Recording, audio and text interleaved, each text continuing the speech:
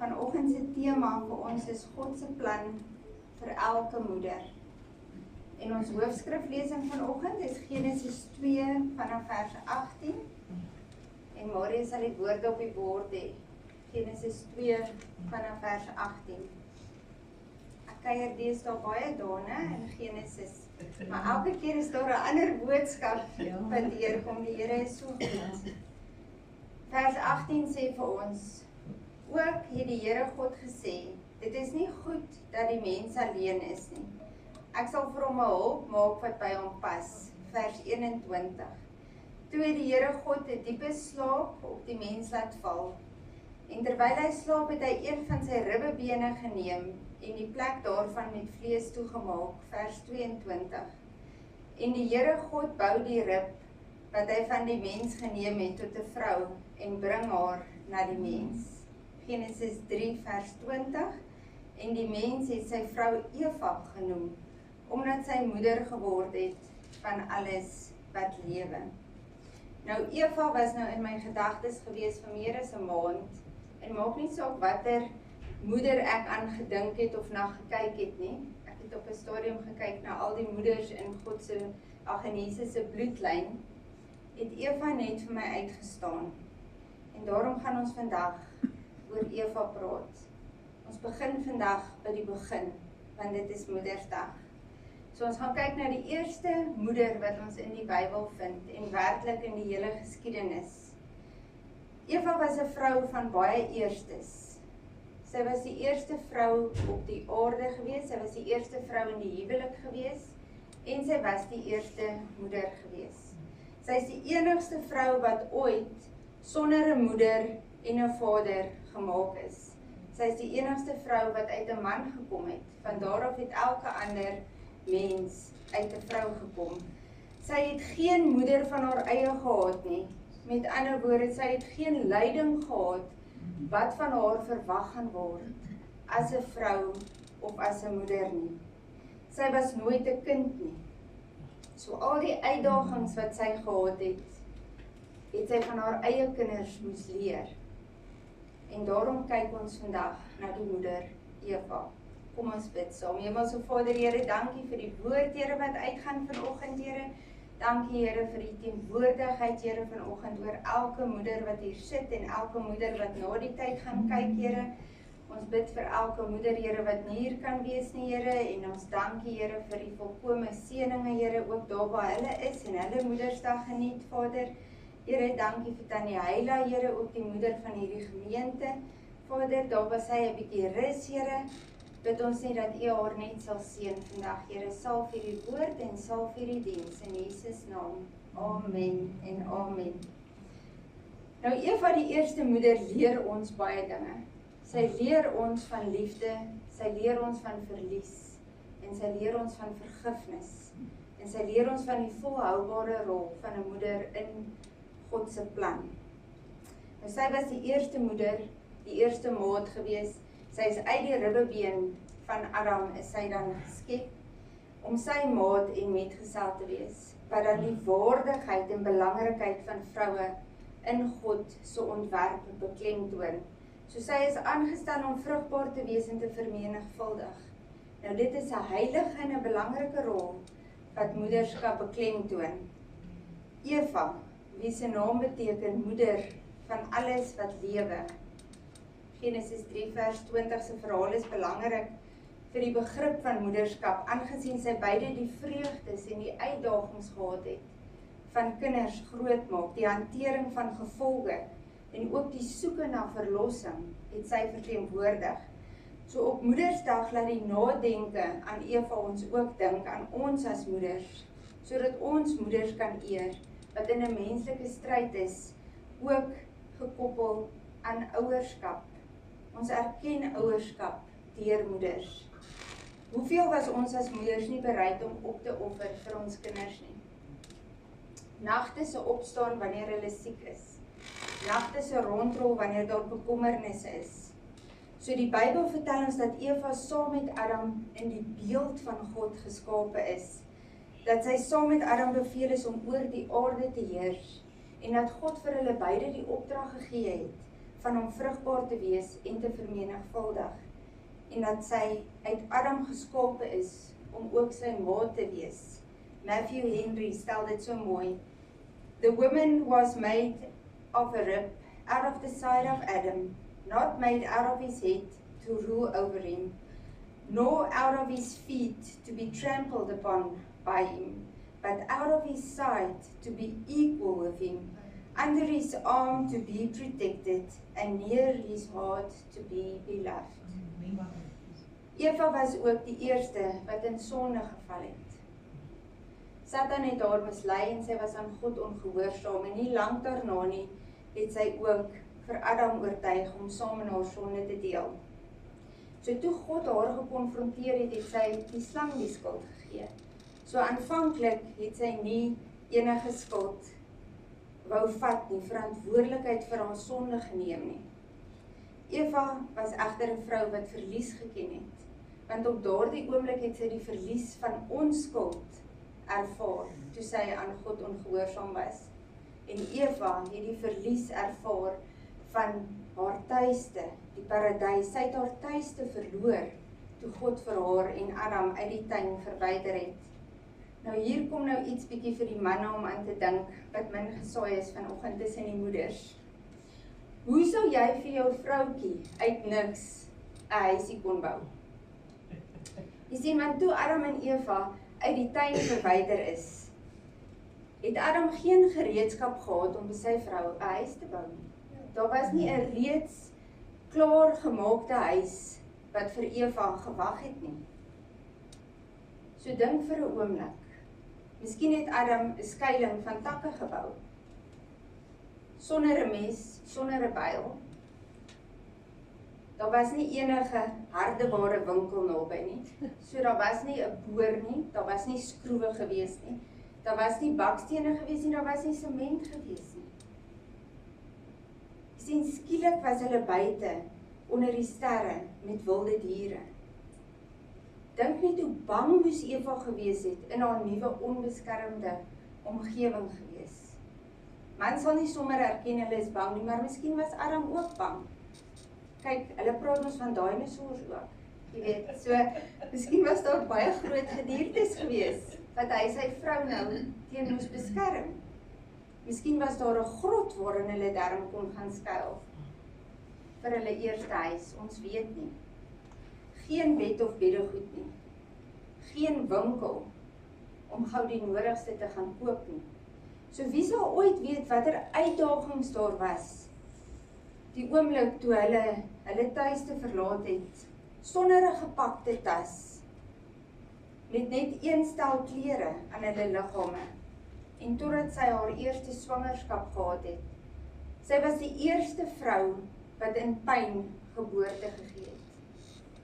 Sonder 'n vroedvrou, sonder 'n dokter. Hulle was die eerste ouers wat die gehuil van 'n baba gehoor het en moes weet wat om te doen. So dit is eintlik 'n brawe verhaal van twee ouers alleen in 'n wildernis. Nou dit laat ons amper bietjie glimlag as ons dink aan die tekenprente Flintstones wat so 'n woeste bestaan het. Miskien sit jy hier vandag en jy het jou tuiste verloor. Jy het miskien al 'n huis in jou lewe verloor. So moes Eva ook maar elke dag wanneer die son opkom die beste van haar saak maak. Niemand sal ooit weet wat het hierdie verlies van die paradys regtig in haar lewe vir haar beteken. Niemand sal ooit haar uitdagings ken nie. Niemand sal ooit haar skuldgevoelens ken wat sy moes ervaar het omdat sy vir Satan geluister het nie. Net sy moes alleen al hierdie dra. Ek dink dit is hoekom ons gedagtes ook so 'n belangrike rol speel in ons lewens. Jy sien, want die manier wat jy na jou probleem kyk, na jou uitdaging kyk, is gewoonlik wat die uitkoms gaan bepaal. Jy sien, jy kan bly lê of jy kan opstaan uit jou situasie uit. So Eva het nie net haar tuiste verloor nie, maar sy het ook haar kind verloor. Eva het die verlies van Abel ervaar toe hy deur Kain vermoor is. Ons weet nie of Eva ooit weer haar seun Kain gesien het nie, of sy ooit weer met hom gepraat het, na die daad op Abel nie. Ons weet net God het gesê dat Kain gaan van hier af 'n swerwer wees en 'n vlugteling. So eintlik, as ons mooi hieraan dink, het Eva 2 seuns verloor. Die ergste van alles was dat sy 'n verlies in haar verhouding met God ervaar het. Dit wat sy gehad het in die tuin, in die paradys. Nou Eva se verlies is ook ons verlies, want ons word as sondaars gebore. En ons word gebore in die nood van 'n verlosser. Nou soms as moeders verloor ons 'n kind, of aan die dood, of deur vervreemding. Want jy kan hoe 'n goeie ouer wees, maar die oomblik as jou kind onder jou dak uittrek, dan is daardie kind verantwoordelik vir sy eie lewenskeuses. Maar ek glo God het elke moeder sterk gemaak, sodat ons altyd kan bly bid, sodat ons altyd kan bly intree, en te weet God is altyd met ons. Ons teks vanoggend is eintlik 'n dapper verkondiging van hoop, in die aangesig van sulke verskriklike verliese. Genesis 3 vers 20 vertel van die benoeming van Eva deur Adam na die val. Nou die naam Eva beteken eintlik lewe, of lewende, of gewer van lewe. So elke keer as iemand die naam Eva uitgespreek het, het dit lewe aangedui. Dit is belangrik, want Adam se naam is verwant aan die Hebreëse woord, wat rooi aarde of grond beteken. Adam is uit die grond gevorm, en toe God Adam oordeel oor sy sonde, het God vir hom gesê, Genesis 3 vers 19, in die sweet van jou aangesig sal jy brood eet, totdat jy terugkeer na die aarde, want daaruit is jy geneem, want stof is jy, en tot stof sal jy terugkeer. So die naam Adam herinner ons met 'n sombere herinnering, dat eintlik almal van ons is bestem vir die grond. Almal van ons is bestem vir die dood.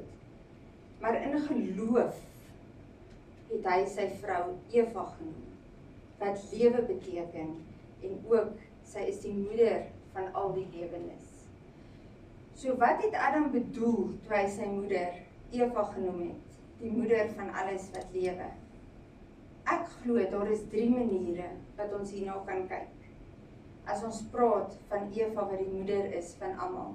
3 dinge wat Adam in geloof gesien en gesê het toe hy haar Eva genoem het. Eerstens, sy is die moeder van almal wat fisies lewe.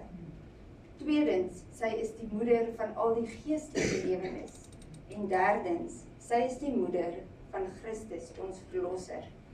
Jy sien, want sy is die eerste moeder in die bloedlyn na Maria toe. En daaruit het ons verlosser gekom. Kom ons kyk na elke een van hierdie een vir een. Die moeder van alles wat fisies lewe. Eerstens is sy die moeder van almal wat fisies lewe. God se opgetekende opdrag vir Adam en Eva vind ons in Genesis 1 vers 28. En God het hulle geseën, en God het vir hulle gesê, wees vrugbaar en vermeerder en vul die aarde, onderwerp dit en heers oor die visse van die see en die voëls van die hemel, en oor al die diere wat op die aarde kruip. So onthou nou, hierdie is voor die val. Dit is nou in Genesis 1, toe God geskep het en verklaar het dat sy skepingsdade goed was. Trouwens, na die skepping het God vir Adam en Eva nog 'n opdrag gegee en gesê, wees vrugbaar en vermeerder. Genesis 1 vers 31 lees ons dan verder. Toe sien God alles wat hy gemaak het, en dit was baie goed. En dit was aand en dit was môre die 6de dag. So dit was deel van God se goeie skepingsplan gewees. Hy het eerstens 'n man en 'n vrou gevorm wat sou kinders hê, en hulle kinders sou kinders hê, en almal sou na die beeld van God wees en tot die eer van God lewe. Nou dit was die plan. Maar toe het sonde ingekom. Adam en Eva was aan God ongehoorsaam gewees, en vir die eerste keer in hulle lewe het hulle skaamte en skuldgevoelens en vrees ervaar. Want is dit nie wat sonde bring nie?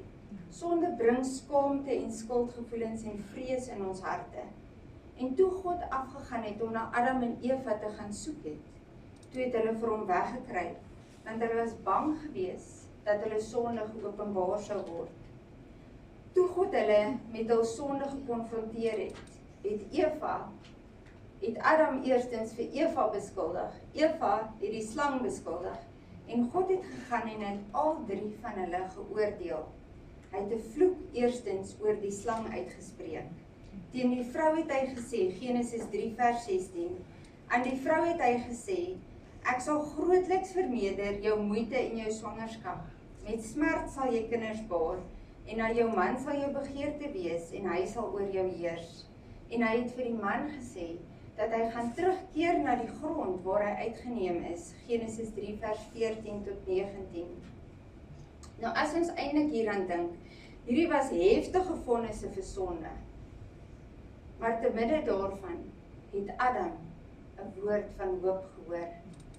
Jy sien, Adam was die verteenwoordiger van die mensdom. Alle mense is nou onder 'n doodsvonnis vanweë sy sonde. Soos hy, sou ons almal terugkeer na stof. Maar op hierdie oomblik het Adam 'n woord van hoop gehoor. En dit is, sy vrou sou pyn ervaar tydens kraam, maar sy sou nog steeds kinders hê. En dit was sy hoop gewees. God het vonnis oor sonde uitgespreek, maar in sy genade het hy nie sy rug op die menslike ras gedraai nie. God het nog steeds gegaan en gesê, deur Eva sal daar kinders wees.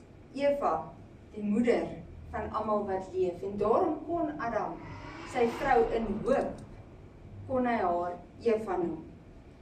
So sy sou steeds die hele menslike ras se moeder wees. In God se genade sou die menslike ras voortgaan. En in daardie sin is sy ook dan die moeder van ons almal.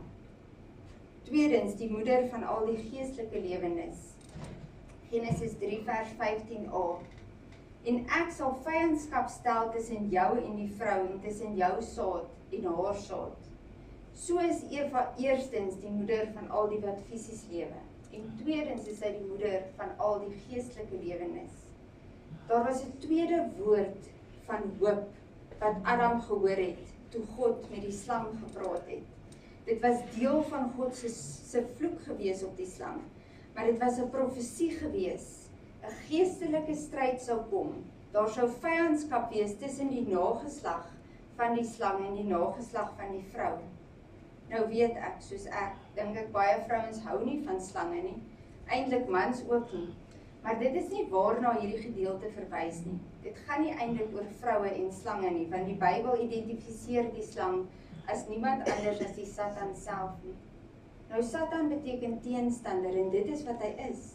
Hy is teenstander teen God en teen God se skepping. Die Bybel noem hom die moordenaar van die begin af. Hy is 'n leienaar. Hy is die vader van alle leuen, sê die woord vir ons. So Satan haat God en hy haat God se mense. So die nageslag van die slang is dis nie fisiese slange nie, maar dit is al die wat vir Satan in sy voetspore volg. En teen dit is dit nou weer Eva se nageslag wat dan nou God se kinders is. Hoe hartseer is dit eintlik as ons daaraan dink aan mense se keuses?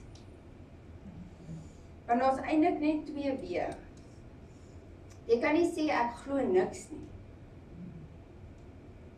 So jy kan of vir God glo en God se kind wees, of jy kan ongelukkig die Satan se kind wees. As dit dus is wie die slang se nageslag is, wie is dan die vrou se nageslag?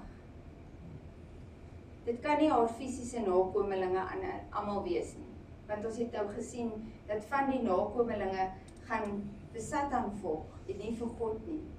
En daarom moet ons dit in 'n geestelike sin sien, as almal wat vir God liefhet en vir God volg. Daarom praat die Bybel ook van regverdiges en die goddeloses. Die regverdiges is die wie God volg en die goddelose is die wie hom nie volg nie. So alhoewel Eva die oorsprong is van almal wat fisies lewe, is daar ook 'n geestelike sy hieraan. Daar's 'n geestelike keuse wat elke mens moet maak. Of jy gaan die breë pad volg, of jy gaan die nou pad volg. Dit is elke mens se keuse. En so het ons hierdie twee groepe mense in Genesis 3 vers 15 uitgebeeld. Die nageslag van Satan en die nageslag van Eva. En 'n groot geestelike stryd het tussen hulle plaasgevind. Maar ook in vandag, daardie stryd gaan aan.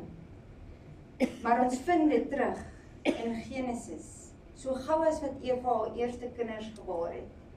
Jy sien, want in Genesis 4 het sy vir Kain en Abel gebaar. En Kain het vir Abel vermoor, omdat Kain se hart was nie reg met God nie. Abel se hart was reg met God en hy was jaloers geweest. Dis 'n teken van dinge wat gaan kom. Soos ons deur Genesis voortgaan, sien ons dat Kain se lyn verdere geweld en rebellie teen God dan ook volg. Maar intussen het Adam en Eva nog 'n seun. Genesis 4 vers 25. En Adam het sy vrou weer beken en sy het 'n seun gebaar en hom Set genoem, want het sy gesê, God het my 'n ander kind geskenk in die plek van Abel, omdat Kain hom doodgeslaan het. Nou daardie woord kind in vers 25 is dieselfde woord as saad, of dan nageslag, wat ons in Genesis 3 vers 15 volg. So die belofte van die saad van die vrou, was dis nie Kain gewees nie. Dit was deur Set vervul. Vers 26 sê vir ons, en ook vir Set is 'n seun gebore, wat hy Enos genoem het. Toe het hulle die naam van die Here begin aanroep. Prys die Here. So daar het ons dit. Die nageslag is deur Set. En so bied die boek Genesis ons dan die goddelike saad van die vrou deur Set se nageslag en die goddelose se saad deur die nageslag van Kain. So ons vind 'n dramatiese beeld in hierdie stryd as ons kyk na die visioen wat Johannes van praat in Openbaring 12. Johannes sien die beeld van Satan as 'n draak uitgebeeld en ons lees. En die draak was vertroond op die vrou en hy het weggegaan om oorlog te voer teen haar ander nakomelinge wat die gebooie van God bewaar en die getuienis van Jesus Christus hou. So God het vir die slang gesê in Genesis 3 vers 15a, en ek sal vyandskap stel tussen jou en die vrou en tussen jou saad en haar saad.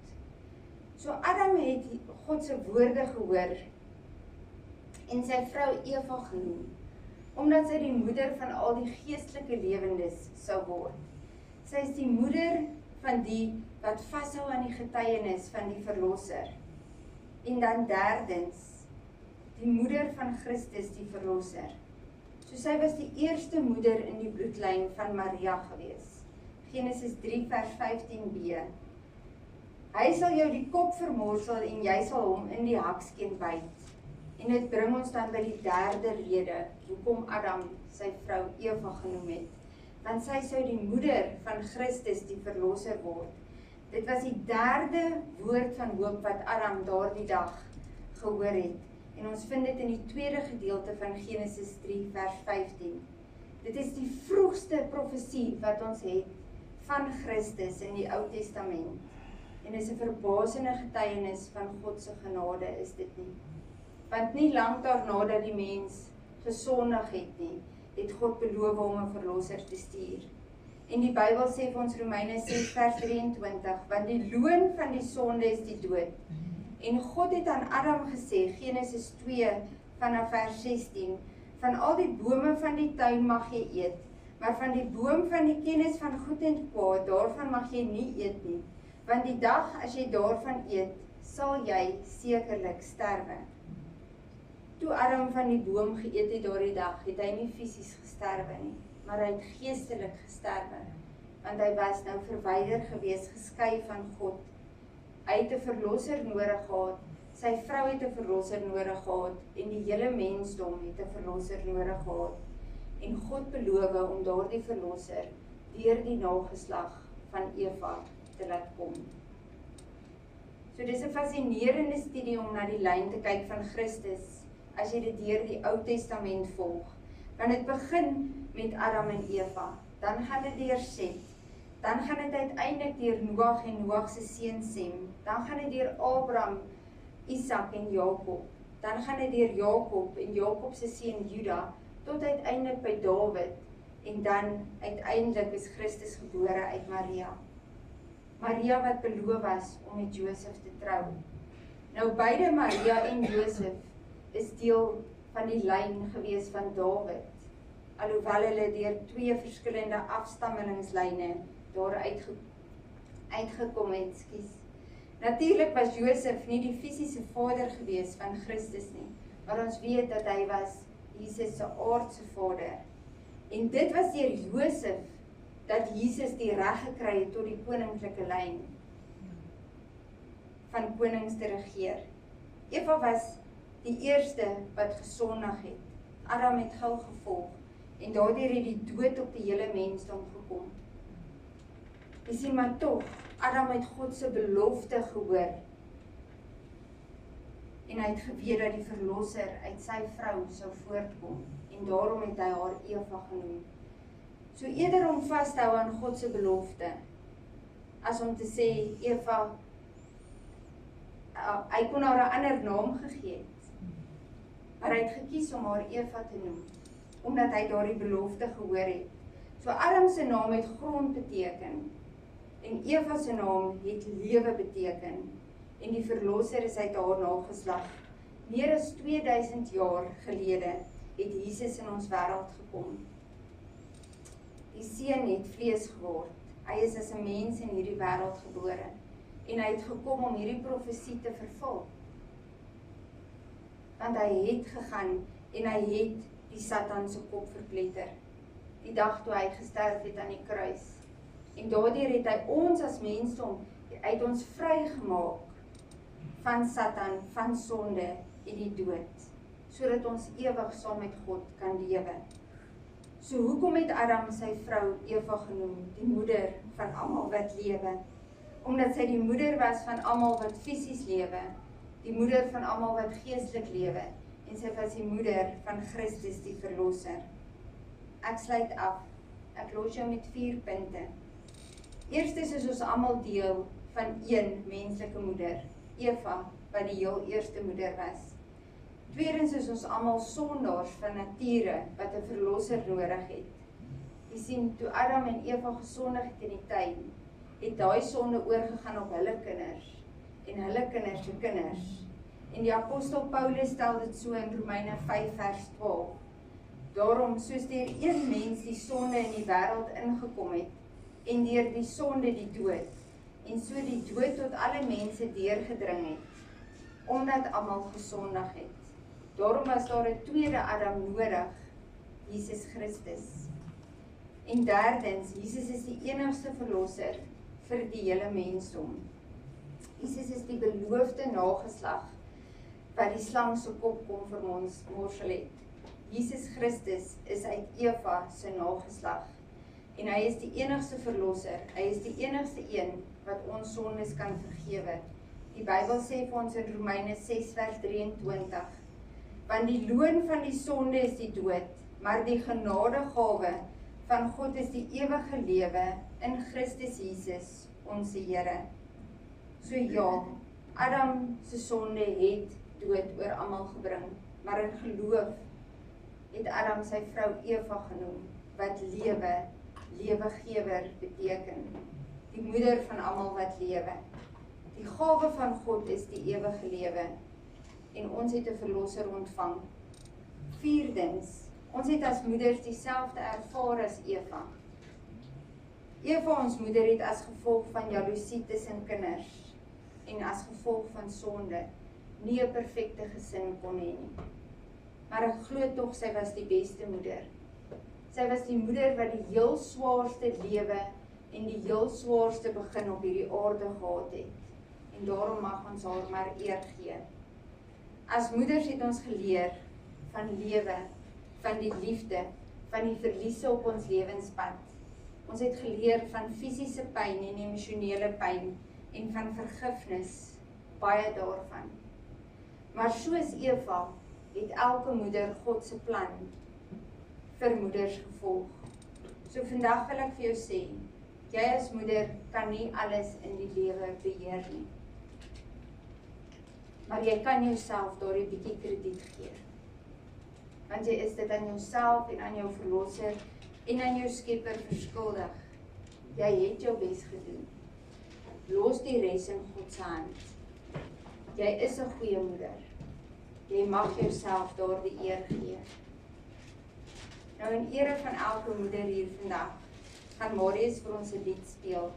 En daarna, omdat elke een so soet gesit het, gaan julle elkeen 'n geskenkie kry. Dankie Marius.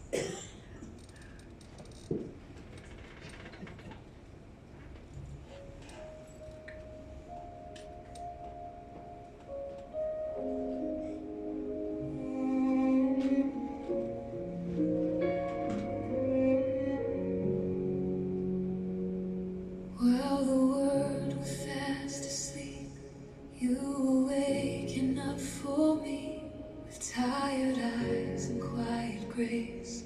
You held our home in steady place. Your hands were warm, your heart was strong. You carried burdens all along. No one saw the tears you cried, but heaven counted them each night.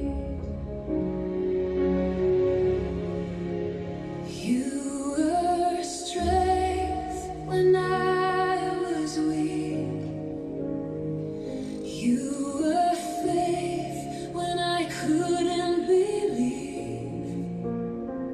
Your whispered prayers became my shield on bended knees.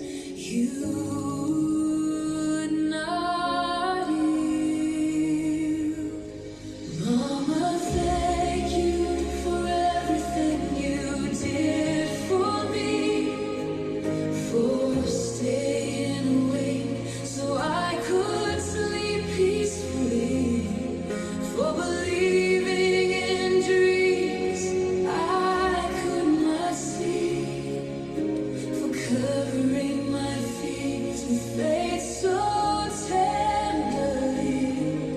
Your life was sacrificed, your love was free, a living reflection of Christ to me. Now I understand what love truly means. You are the greatest gift God gave to me.